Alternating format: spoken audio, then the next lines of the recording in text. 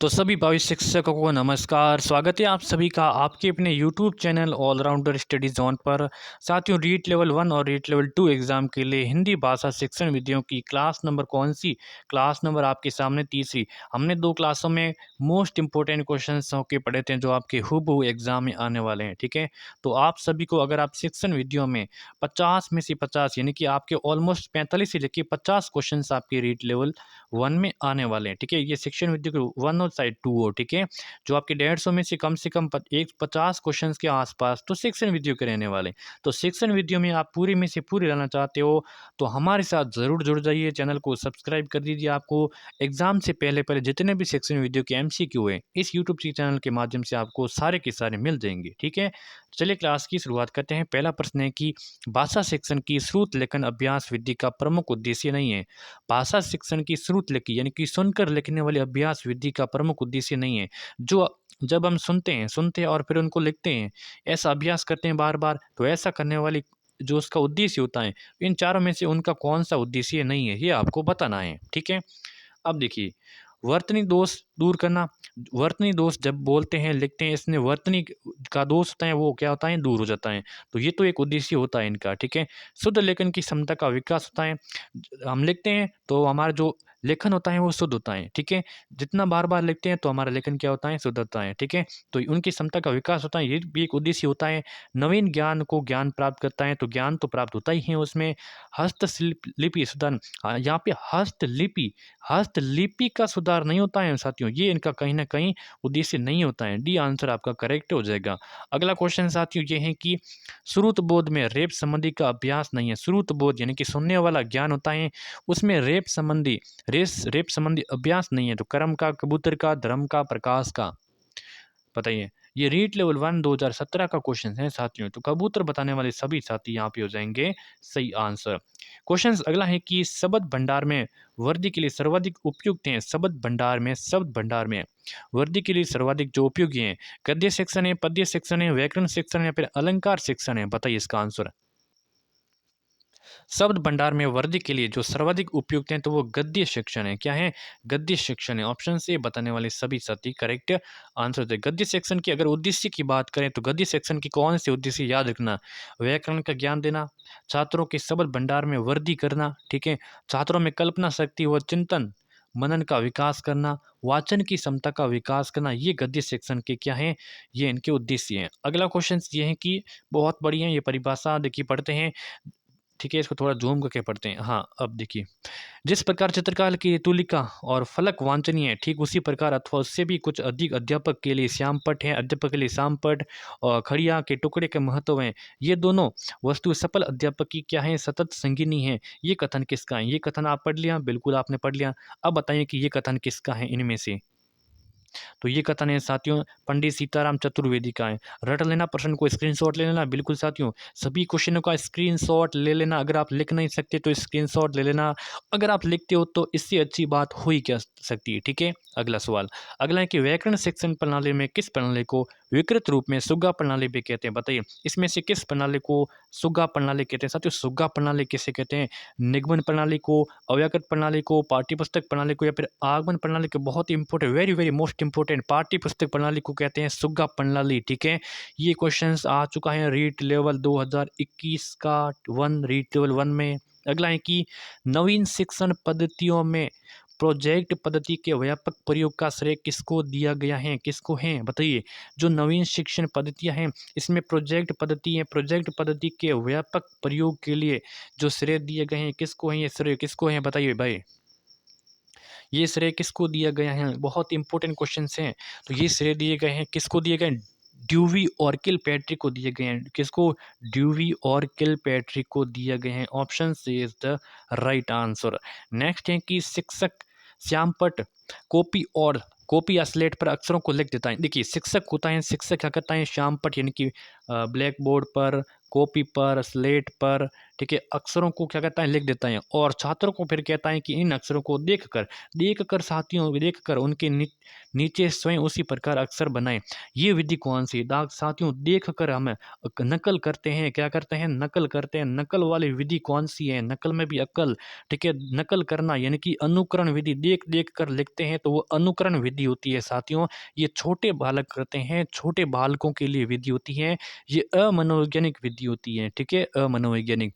अगला साथी सवाल है कि लिखने की शिक्षण विधि में पेस्टोलॉजी विधि है, लिखने की शिक्षण विधि में पेस्टोलॉजी विधि है, तो पेस्टोलॉजी विधि साथियों क्या होती है? साथियों, पेस्टोलॉजी विधि होती है कि अक्षर की खंड खंड करके लिखना सिखाया जाता है, उसी को कहते हैं पेस्टोलॉजी कहते हैं। क्या होते हैं? जो वर्ण होते हैं उनको छोटे छोटे खंड कर उन खंडों का क्या करना, योग करना, यही होते हैं, क्या होते हैं, पेस्टोलॉजी। अगला क्वेश्चन है साथियों की इस विधि में अध्यापक स्वयं ही नाटक का वाचन करता है, ठीक है, कि ऐसी कौन सी विधि है जिसमें अध्यापक खुद नाटक का वाचन करता है, किंतु ये वाचन प्रस्तुत वाचिक अभिनय होता है और पात्रों के अनुकूल भाषा में उतार चढ़ाव आता रहता है। उपयुक्त पंक्तियां नाटक शिक्षण की कौन सी प्रणाली में लिखित की गई हैं, कौन सी प्रणाली के लिए की गई है? तो ये किस प्रणाली के लिए की गई है? तो ये की गई है आदर्श नाट्य प्रणाली में, आदर्श नाट्य प्रणाली में। सी आंसर आपका सही। अगला क्वेश्चन है कि भाषा शिक्षण विधियों में कौन सी विधि प्राथमिक विद्यालय के बच्चों के लिए नितांत व्यर्थ है? भाषा शिक्षण विधियों में कौन सी विधियां जो प्राथमिक बच्चे उनके लिए नितांत वर्त है? डॉल्टन प्रोजेक्ट, मॉन्टेसरी, किंडरगार्टन, बताइए भाषा शिक्षण विधियों में कौन सी विधि प्राथमिक विद्यालय के बच्चों के लिए नितांत व्यर्थ हैं? तो कौन सी विधि है? बिल्कुल आपकी डॉल्टन प्रणाली वाली विधि है। कौन सी है? डॉल्टन प्रणाली वाली विधि। अगला क्वेश्चन है कि शिक्षण विधियों में ज्ञानेंद्रियों की शिक्षा पर विशेष बल देने वाली पद्धति कौन सी है? शिक्षण विधियों में ज्ञानेंद्रियों की शिक्षा पर विशेष बल देने वाली पद्धति है तो आपकी मॉन्टेसरी विधि है। कौन सी है साथियों? मॉन्टेसरी विधि है।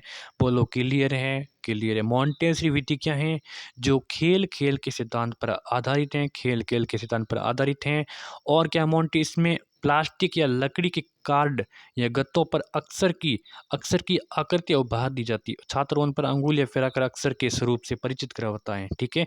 तो ये ज्ञानेंद्रिय की शिक्षा पर विशेष बल देती है मॉन्टेसरी। निम्नलिखित में से रचना शिक्षण का उद्देश्य नहीं है। रचना मतलब निर्माण करना, सृजन करना, ठीक है, ये बच्चे अपने ज्ञान और पूर्व ज्ञान के आधार पर रचना करता है। तो इस रचना शिक्षण का उद्देश्य कौन सा यहाँ पे नहीं है? तो यहाँ पे सृजन करना, सृजन की प्रेरणा देना, ये तो उद्देश्य है। और रचना में क्रमबद्धता भी होती है, क्रमबद्धता बनाता है, ठीक है, और व्याकरण सम्मत कार्य भी करता है। लेकिन यहाँ पे विविध अलग अलग भाषाओं का ज्ञान कराना, अलग अलग भाषाओं का ज्ञान कराना, कहीं ना कहीं यहाँ पे एक डाउट है। सी आंसर आपका करेक्ट है, ठीक है, अलग अलग भाषाओं का ज्ञान कराना ये इनका उद्देश्य नहीं होता रचना शिक्षण का, ठीक है। अगला क्वेश्चन है कि अभिकर्मित अनुदेशन विधि के सिद्धांत में सम्मिलित हैं स्वगति का सिद्धांत, परगति का सिद्धांत, समूह गति का सिद्धांत, कक्षीय एकता का सिद्धांत। यहाँ पे है कि अभिकर्मित अनुदेशन विधि के सिद्धांत में सम्मिलित हैं, तो बताइए। तो स्वगति का सिद्धांत है, इनमें सम्मिलित हैं। ऑप्शन आपका कौन सा? ए हो जाएगा सही आंसर।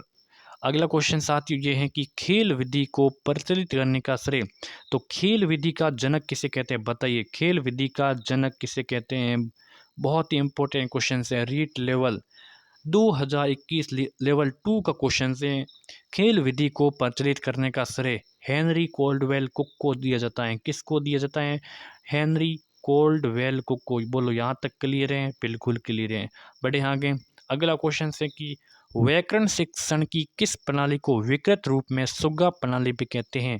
वापस आएगी अगर आपने यहाँ पर आंसर गलत दे दी ना, अगर आपने यहाँ पे गलत दे दी ना, तो बिल्कुल आपकी प्रिपरेशन है काफ़ी लो टाइप की है। बताइए पाठ्य पुस्तक प्रणाली, क्योंकि वापस आ चुका है क्वेश्चन। अगला है कि किंडरगार्टन शिक्षण पद्धति में प्रयुक्त किंडरगार्टन शब्द का अर्थ। किंडरगार्टन शिक्षण पद्धति में प्रयुक्त किंडरगार्टन शब्द है, इसका क्या है अर्थ बताना है, इसका आपको अर्थ बताना है। तो इसका अर्थ है कि बच्चों का उद्यान, निर्वैयक्तिक भाव, आंतरिक शक्ति उद्यान के बच्चे। तो किंडरगार्टन शब्द का अर्थ होता है कि बच्चों का उद्यान, बच्चों का उद्यान, बच्चों का बाग ही। ऑप्शन आपका ए करेक्ट है। अगला साथियों सवाल है कि भाषा प्रयोगशाला शिक्षक के स्थान पर प्रतिस्थापन नहीं है। ये वाक्य असत्य है, अस्पष्ट है, सत्य या फिर अनुप्रयुक्त है। बताइए इसका आंसर। भाषा प्रयोगशाला शिक्षक के स्थान पर प्रतिस्थापन नहीं है, बिल्कुल प्रतिस्थापन नहीं है। तो ये कथन है कहीं ना कहीं बिल्कुल सत्य कथन है। ठीक है, सत्य कथन है। अगला क्वेश्चन है कि निम्नलिखित में से क्या नाटक का तत्व नहीं है? कथोपकथन, कथा वस्तु, पात्र अथवा चरित्र चित्रण या फिर सम्यक वाचन, इसमें से कौन सा है वो नाटक का तत्व नहीं है? तो नाटक का तत्व कौन सा नहीं है? तो यहाँ पे जो सम्यक वाचन है, ऑप्शन आपका डी सही आंसर हो जाएगा, सम्यक वाचन। अगला क्वेश्चन है कि भाषा प्रयोगशाला में वृद्ध शब्दकोश का निर्धारित स्थान ये है।